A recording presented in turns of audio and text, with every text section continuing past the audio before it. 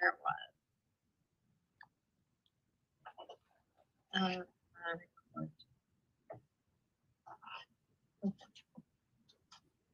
All right, it's 7:35, and I'm just gonna say to my colleague, oh wait, I can't make her host. Never mind. I'll just have to monitor when people come. All right, thank you everyone for coming. Is everything okay? Okay. Hold on a second. Okay, so I'm about to press record. So I just wanted to let you all know that. And actually, I'm going to turn off captions because I feel like they're very... Okay.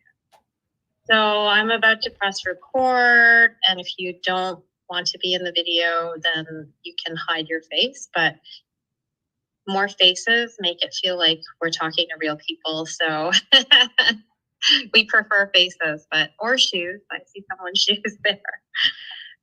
Okay, I'm gonna record.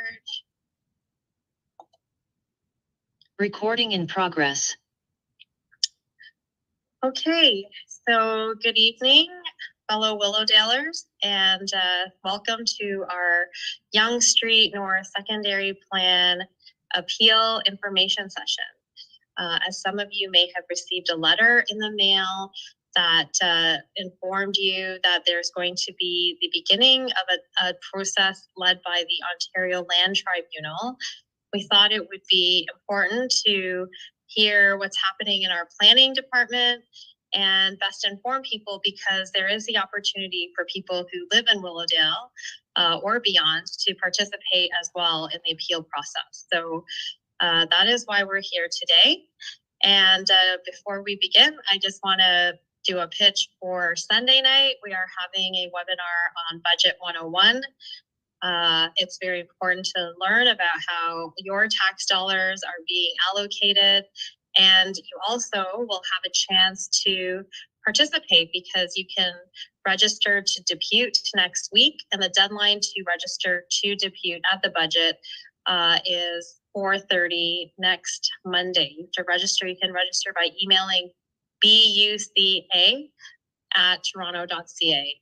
And then on Tuesday, we'll be at North York Center, I think from 1 to 9:30, listening to all your great ideas and thoughts about our budget. So please join us on Sunday to find out more about the budget, and then hopefully you can also depute next Tuesday. Okay, so without further ado, we have two wonderful staff members from our city who are here to guide us through and learn about the Yonge Street appeal that's happening, Yonge Street North Secondary Plan Appeal. So I thought I would invite our guests to first introduce themselves and tell us why they signed up for this crazy job. So let's start with Guy. Why don't you start? Okay. Thank you, Councillor. Good evening, everybody. My name is Guy Matthew. I'm the manager for community planning for Ward 18 and 17 up in North York, and I worked on the secondary plan. So many of you may remember me from the public meetings that we held a couple of years ago, spoke with you on the phone, and I worked on that along with Victoria, who will introduce herself in a minute. Why do I do city planning?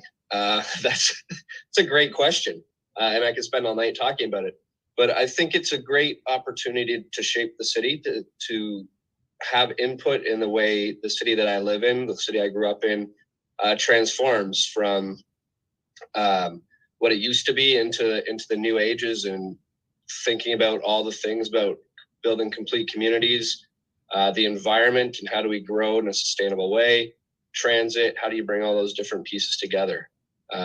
So, and every day is different. It's not, you'll be talking about environment one day and transit the next day. So it's not all, my parents were both in finance, so it's not just the same numbers day after day after day, which to me seemed boring and convinced me to not do that job. So I find this job nice because it's every day is a little bit different. So that's part of the reason I enjoy the job anyways. Thanks. And your office is located at, North York Civic Center. so you're right in our neighborhood. And what's your favorite lunchtime takeout then? Oh, California Thai. They know my order. For those who don't know, that's in the food court at North York Center. And how about you, Victoria? Why don't you tell us a little bit about yourself? Hi, everybody. My name is Victoria Foos. I'm a senior planner in community planning. I was on Guy's team, but I now work in Toronto and East York, but I'm still very familiar with the North York context. I co-wrote the secondary plan with Guy. And I think, why did I get into city planning? I think my answer is kind of similar to Guy. It might be the only thing we agree on. I grew up in Scarborough, and I really wanted to find a job that would allow me to shape the city. And I had a really amazing experience in Scarborough, and I thought that city planning was the way to go. So very, very similar to Guy's experience. And where is your office now located? I'm now in City Hall, but as we continue work on North York projects, I make my way to North York. So you may still see me around North York Center. Great. And your favorite local takeout? Local takeout. Ooh. Probably I have to say the pierogies from the farmer's market, which we can only get once a week. That was on Thursdays. So yes, that's our very good pierogies. Well, thank you so much. So I thought maybe the first thing that would be very helpful is to orient us. Not everyone has perhaps seen the Yonge Street or secondary plan, or actually let's step one step back. And what is a secondary plan? There's probably people here who they're like, Yonge Street North, that's me, but they maybe don't know, what does secondary plan mean? Do you want me to start? Do you Sure. want to take it? Go for it. Okay. So we have a hierarchy of planning documents in the city. We have our provincial planning documents, which are the provincial policy statement and the growth plan. They're kind of at the top of the hierarchy, and then flowing down from that is something we call our official plan. So our official plan is a citywide document that is intended to guide how the city is going to grow, shape the city as it continues to change. It's a pretty broad document because it is citywide. So not all of the direction is kind of applicable in an area specific manner. So that's where secondary plans come in. They're an area wide or specific area wide plan that provides policy direction for growth and development. So that's what the Yonge Street North secondary plan does. Its intention is to guide change and growth in a manner that we see appropriate. And it looks to secure all of the things that we need to shape a complete community to support new residents and employees that would be coming to this area, and existing residents and employees as well. So that's kind of what a secondary plan looks to do. It's a long-term visioning document. We don't expect that change is going to happen immediately. It is a long-term plan, about 25 years. And like I said, it's really intended to guide how changes to occur within a specific area. So the Yonge Street North secondary plan came as the result of what we called the Yonge Street North planning study. It was a study that I think spread out across 10 plus years. And so many of you would have been familiar with us when we came out to the community to consult through that planning study process. So in July of 2022, we put forward the secondary plan to City Council and they adopted it. So that is now city adopted document. Unfortunately, though, it was appealed by 18 different appellants to the Ontario Land Tribunal, and that brings us to this evening's meeting. So before I get any further ahead, Lily or Councillor Chang, I will let you guide us further. Yeah, that's very informative. And all of this information is readily available on the City of Toronto website. If you simply Google Yonge Street North planning study or Yonge Street North secondary plan, you can see the official document that was adopted at council. And in the document, you can actually see the map of what it looks like. So actually I could maybe... I just sent it in the chat, so hopefully everybody can see that. I'll just pull it up a bit here. So this is the map that kind of shows the coverage. So it's, is it from Bishop or is it from Drury? It's from Cummer Drury. up to Steeles, and then it's mainly kind of Lavière to Willowdale. Great. But in the south portion, it doesn't go all the way to Willowdale. It I- kind of cuts in.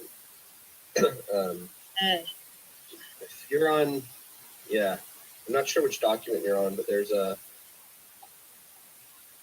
black and white boundary one that may be more helpful.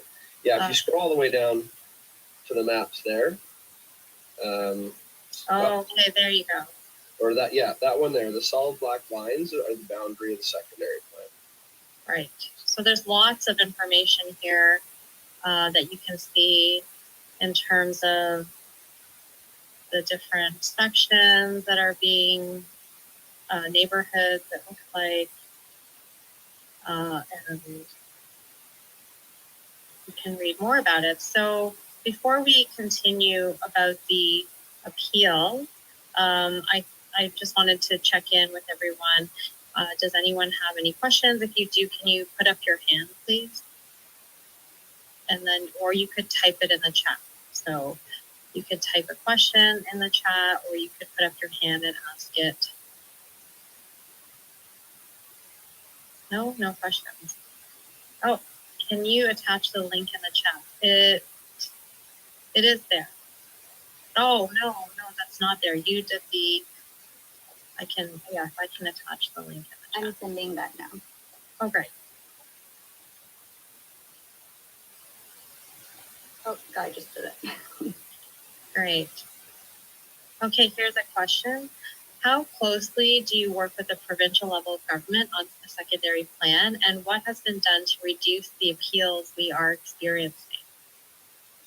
So we don't work with the provincial government.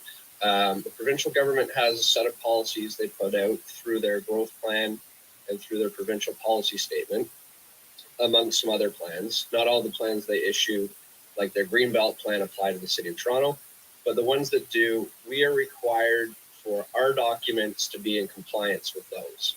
So it's not, we don't have discussions with staff there, but in our analysis and in our policy writing, we have to make sure that our plans are in conformity or don't conflict with those provincial policies. Right.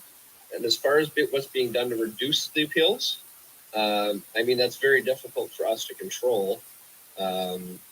We try and put out the best document that we can that guides growth for the city. But there will be people who want more, or there will be people than what we're providing for, or there will be people who have concerns. Maybe they're providing too much. But there's not a lot that we can do to stop people from filing appeals. Mm-hmm. From our staff member, Saham is asking, what is the process for coordinating population growth with the TDSB and TD, I think it's TCDS. Yeah, the Catholic Board. Mm-hmm. Yeah, so as part of the study, we did a lot of consultation with residents. But we did other consultation that you wouldn't have seen. So we had technical advisory committee, and we talked to a number of service agencies, reached out to them. Not all agencies got back to us with the same level of detail or interest, but we certainly circulated information to those two boards, plus the two French boards, the French Public and the French Catholic board as well, for feedback. They didn't all provide, I don't think we got any feedback from some of those, and certainly to different levels, but we did have conversations with them about it. And you also worked with the other departments in the city, I'm assuming, like Parks and Recreation and other infrastructure pieces, to make sure that it's a whole design and not just about the buildings. Yeah, we work with Parks, Engineering and Construction Services, our transportation people. We did a transportation master plan at the same time, working with transportation services and consultants. So it was a wholesome approach. We didn't just look at form, we didn't just look at use. We looked at all the things that make up a community and all the pieces that would affect day-to-day life, and how do you try and build that complete community. And how long did that take? Years. How many It took gray a long hairs? time. But Um, towards the end, once we started narrowing our focus and kind of the vision that we saw for the plan, everything started to come together. So our conversations, once we knew the built form that we were anticipating and the expected population growth that that would generate, we were able to give some of those numbers to our friends at the school board, to PFNR, which are Parks, Forestry, and Recreation, so we could start to understand how many more facilities do we need to support the population that we expect to. Oh, so we do have policies in the plan that are school board related. We worked with our school board friends to draft policies that we incorporated. We also have parks related policies and community services and facilities policies, which the intention is that both the city and private developers will refer to as they bring forward applications to ensure that the growth, like we said, is captured in a complete community so that we're getting everything that we need to support people living and working in the area. Yeah, and I think that's a good point, Victoria. The policies aren't just about what a developer has to do. It also provides guidance on future things that the city will do as well. So it provides guidance on where parkland should be, where city parks should be focusing future park acquisitions, transportation improvements to our existing road network, that sort of thing. So there's direction in it to transportation services and that sort of thing. It's not just something that that developers are supposed to look at. It's also it's a working document for city staff as well and city divisions. Great, thank you. And I just want to say to people who are watching the live stream, because we are live streaming this on YouTube as well as Facebook, that if you have a question, you can type it in the comments, and then someone will then send that question to me, and I can ask it. So if you're watching this from Facebook or YouTube, please ask your questions in the comments, and we'll make sure that they're answered. And one of the questions from Facebook is a perfect question for today's webinar, which is, what are the objections? Why do we have these appeals? And, what are the grounds for them? So we received 18 appeals. So there's 18 appeals to the secondary plan. And I mean, the short answer is they're all different. And they all have their own reasons, but there's not a lot of limitation from the Ontario Land Tribunal as to you can only object for this, or this reason. They have to justify their appeal, and essentially they are essentially taking the position that one or more of the policies in the secondary plan don't conform to those provincial policies. Or they don't think it's good planning. So somebody might take an issue with height in a particular area. Somebody else may be taking issue with the width of a road. So they're very different. It's not 18 appeals that I'll just say the height's wrong somewhere. So it's a broad range of reasons that these appeals can file.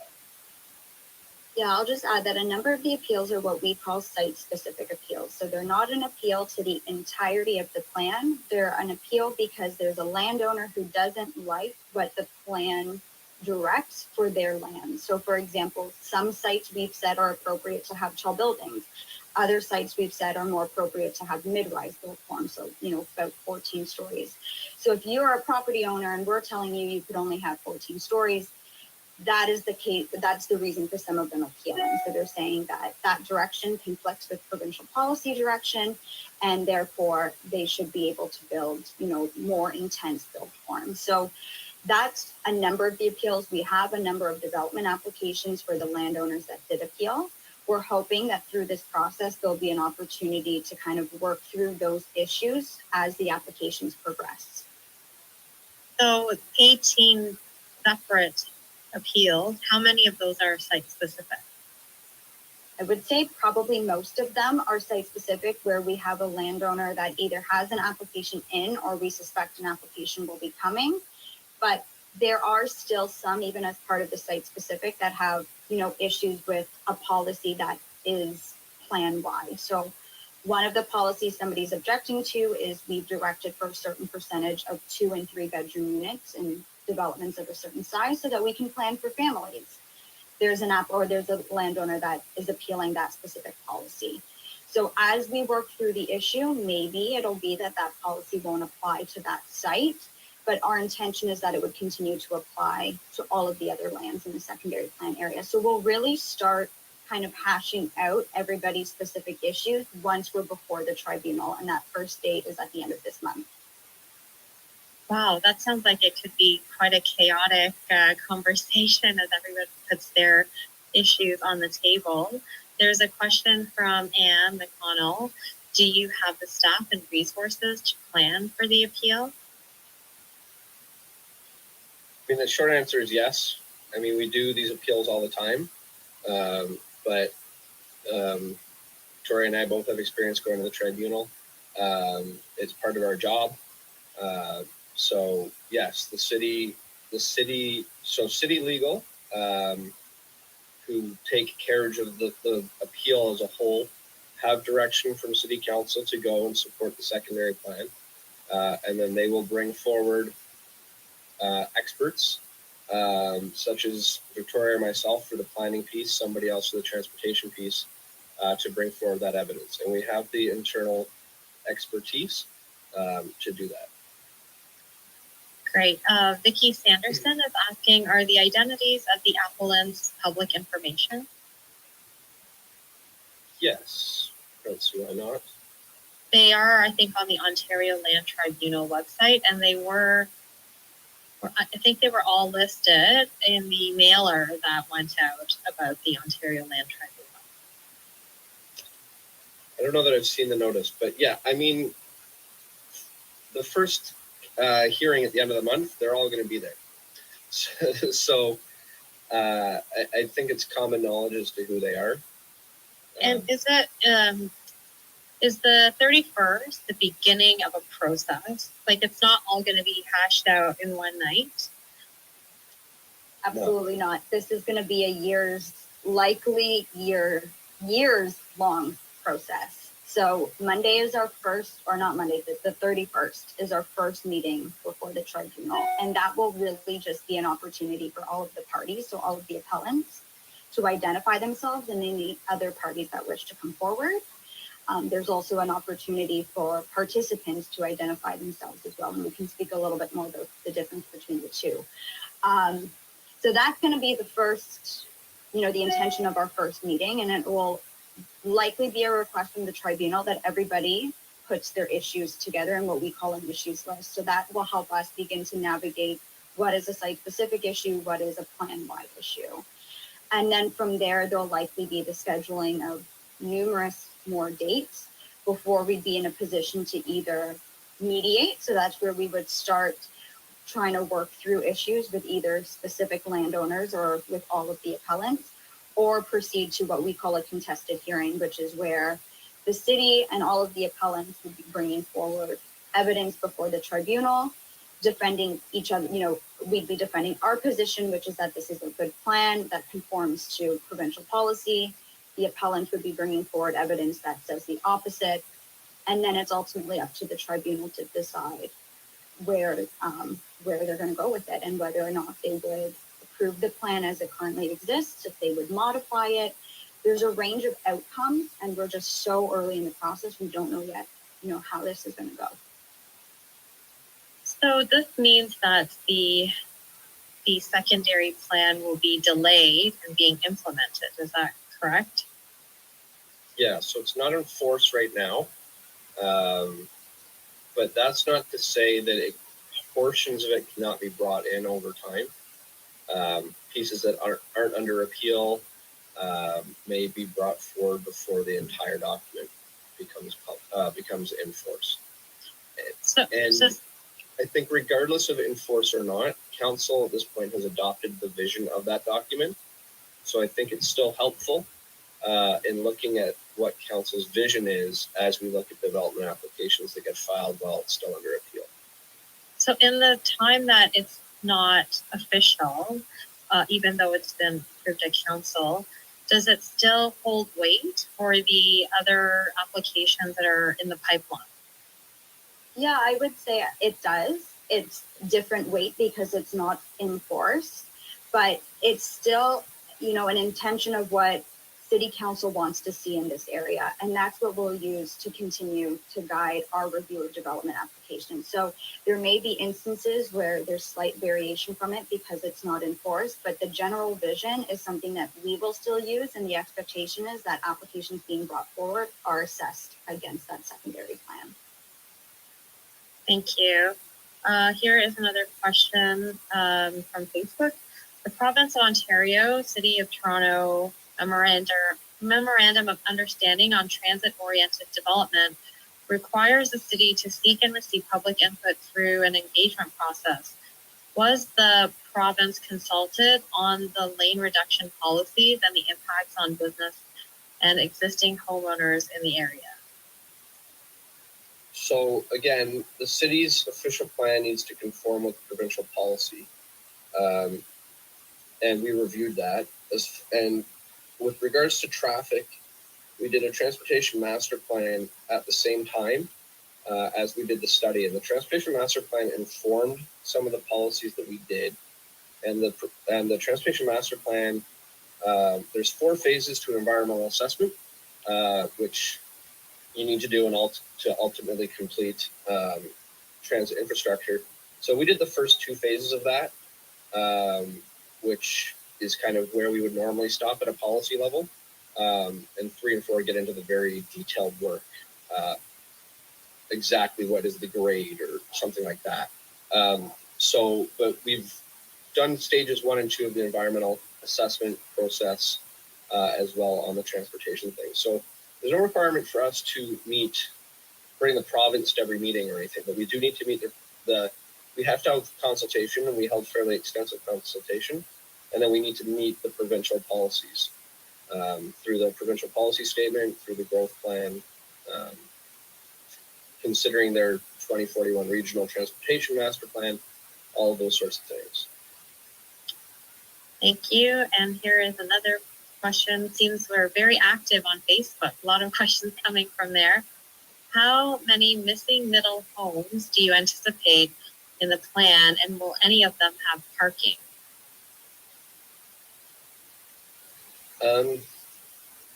I can't give you a number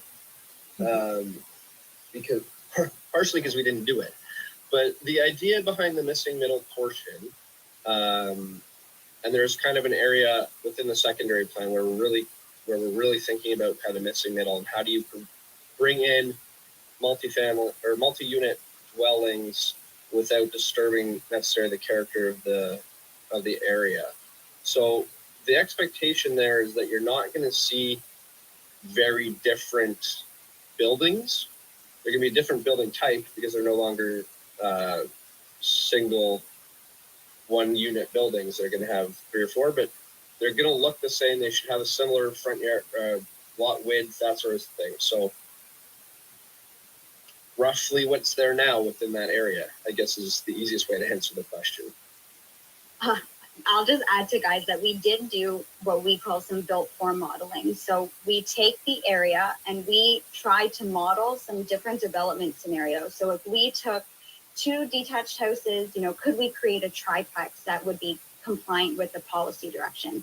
So we did some of that modeling exercise, but our exercise is just one way that the plan could build out. It can build out in a number of different ways. You might have landowners come forward and just redevelop their individual lot. There could be a consolidation of lots. There's different scenarios, so it's really hard for us to create or to identify a certain number of units. We try to estimate it through our modeling with future population growth. But again, it's all subject to change because we model one scenario and we try to model it as accurately as we can, but there's a number of different factors that can change. Guy, I don't know if you touched on parking, but I can. Did. Okay, so we were as lenient as we could, given that citywide direction in relation to parking requirements has changed recently. So there isn't the same parking requirements that we previously had. So there are still you can still have parking, but we wanted to give the flexibility that if a developer didn't want to build as much parking as, may have been required in the past, that they didn't have to, especially given the fact that there's transit investment in the area.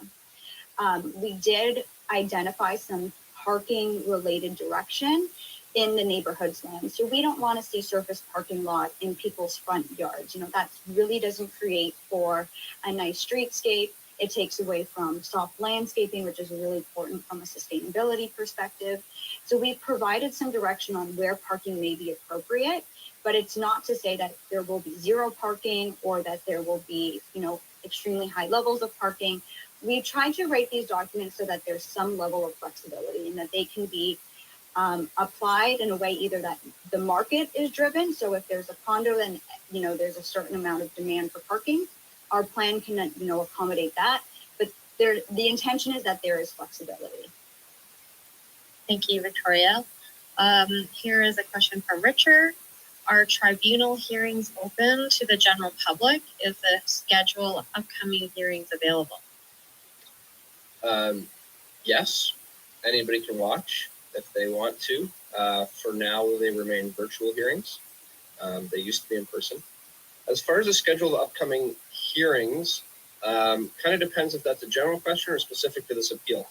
There are always hearings ongoing, and you can check the status of any application on the tribunal's website. I think somebody posted a link to that. But as far as this as far as this appeal goes with regards to secondary plan, we have one date set up for the end of the month, which is what's contained in the notice that everybody received.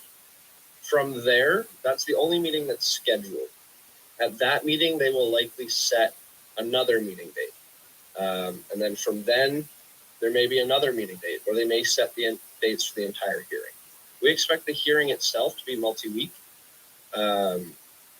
but with one or two or maybe more kind of single day hearings to deal with certain elements. But our expectation is that there will be another one-day hearing scheduled within a couple of months of this meeting to deal with procedural things like that. But they don't book all these singular meetings and a hearing all at once. They kind of move incrementally through. So there's this meeting, and at this meeting, they will likely set another date.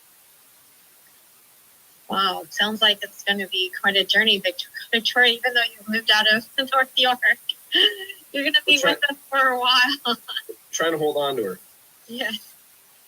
Thank you to Steve Boyle, who's president of the Villadale Central Ratepayers Association. He's shared a helpful link for everyone in the chat, which can also be shared on Facebook, that helps you to see where all the appeals are across the province. So if you're bored, you want to, binge on appeals, you could, instead of Netflix, you could click on that link. Okay, Lily, not me, another Lily, who is very lovely, is asking, what is the nature of the non-site specific appeal?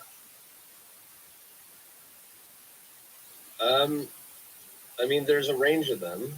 Like Victoria said, some of them they really only care about their site, but they filed them as just kind of a citywide, or a plan-wide. So things like the number of 2 and 3 bedroom units. Some people have appealed the map that shows, and the chart that shows future right-of-ways and right-of-way widths. Like, one of the things that the secondary plan does is widen Steeles Avenue in the expectation of a future BRT coming through, which is in the province's 2041 Transportation Master Plan. Off the top of my head, there's 18 of them, so it's hard keeping them all straight. But there was some language in some of them about, our urban design direction being too prescriptive, so that it's too rigid and too controlling of what can be done. And this usually comes from landowners that own more than one property. So they're trying to protect a range of interests if there's, different properties with different permissions. But it's really the general concern that are identified in the appeals are that, the plan is too limiting. We hear it all the time. The province has a certain mandate about directing growth around transit, which is what this area is and what it's going to continue to be. And so developers often take that to mean they can have whatever they want, however tall they want it. And we agree that this area is an appropriate place for growth, but within certain limitations and in a form that's appropriate. And that's where we have the biggest difference of opinion, I think. Another question from Facebook. The province of Ontario, City of Toronto MOU on transit-oriented development requires the city to work with the province to seek and receive public input through an engagement process. Why has MPP Stan Cho or the province never attended any of the meetings that have been held?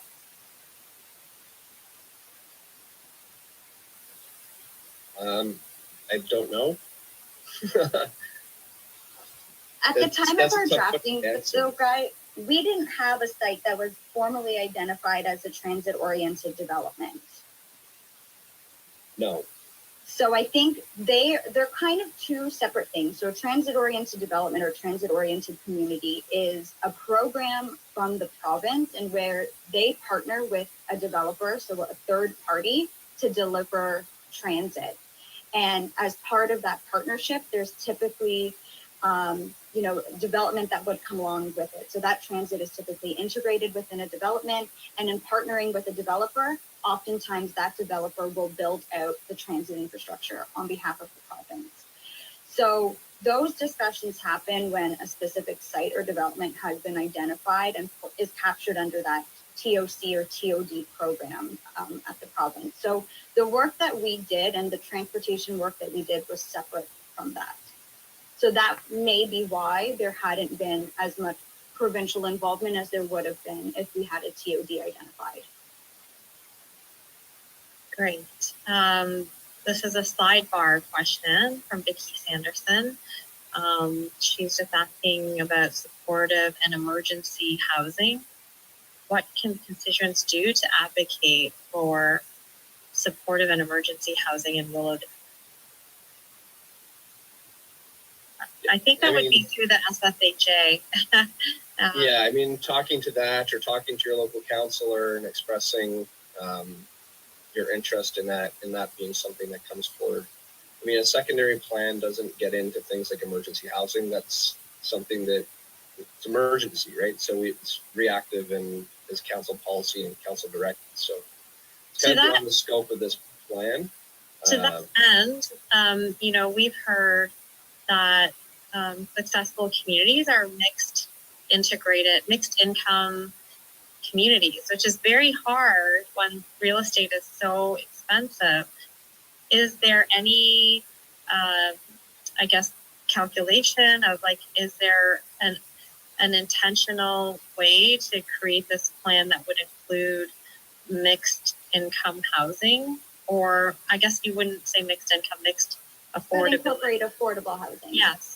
Yeah, so the only tool, we're going to get really deep into planning right now, but the only tool that the city has, so us city planners, we don't have very much authority. The authority that we get to require affordable housing comes from a mechanism called inclusionary zoning. So it's a fairly new mechanism that the province has given to municipalities, and it allows us to require affordable housing within certain areas of a city, and they have to be identified within an area that we call a protected major transit station area. So it's an area that's surrounding a transit station area. There's usually a radius of about 800 meters. And within those areas, we can use inclusionary zoning to require and secure affordable housing in developments above a certain size. But in order for us to use that tool, we need to have that protected major transit station area delineated and approved. Where we have an issue right now is the province has not yet approved our protected major transit station areas, which is preventing us from using that tool to require affordable housing. So there have been recent changes to Section 37, which was a tool that municipalities could use in instances where we saw developments that exceeded the as of right height and density. So the zoning said you could have 4 stories, but you were building 12. In instances like that, we were able to use a tool called Section 37 to secure community benefits. So that may have been affordable housing, it may have been money towards a new community center, it could have been a daycare. We no longer have that tool. It's been replaced with something called the community benefits charge, which is quite limiting in how we can use it and how much money we get from it. So a lot of these provincial changes have changed the way in which we can work with developers to create complete communities. Or we're just forced to create incomplete communities. I think Bill 23 also kneecapped inclusionary zoning to 25 years. So even once they define these transit zones, 25 years is a drop in the bucket in terms of building that affordability. And the definition of affordability is also I think, up for debate because I think it's defined as 10 to 20% below market, and a lot of people would not find that affordable. So we have so much work to do in that area, but I will not get on my soapbox because Guy Matthew said, don't get on your soapbox. Secondary plan. Yes. Okay, back to the issue at hand. So Doug and Ann are asking, is anyone appealing the transportation part of the plan? So you can't appeal the transportation master plan. It's like a separate document, but that informed our transportation policies. It is the work contained in that document informed, rationalized the rights of way widths that we were seeking that are in the secondary plan. So like I said, Steele's being widened to accommodate a future BRT. Right now, the official plan says one width. Our secondary plan will make Steele's in this area a little bit wider so we can accommodate future transit. So that the policies are in the secondary plan that can be appealed. The transportation master plan itself can't, but it's the rationale behind the policies. Got it. John Cristati is asking who are the tribunal members, but Steve Boyle has helpfully posted a link where everyone can click in the chat and they can see who are the tribunal members who are supposed to be independent. Everyone has to just, I think we trust that they're making independent decisions as a tribunal. What Doug and Ann are asking, what are options for the general public to voice their views? So this is the kind of the crux of part of our conversation. In the mailer, it said that you can register to be a participant. What does that mean? And I think for people who live in Willowdale, we really want to just make sure our community has the best outcome possible. And in this appeal process, there's going to be a lot of competing interests. Certainly we should all feel a certain weight of the years that have gone into a plan designed by our own city staff.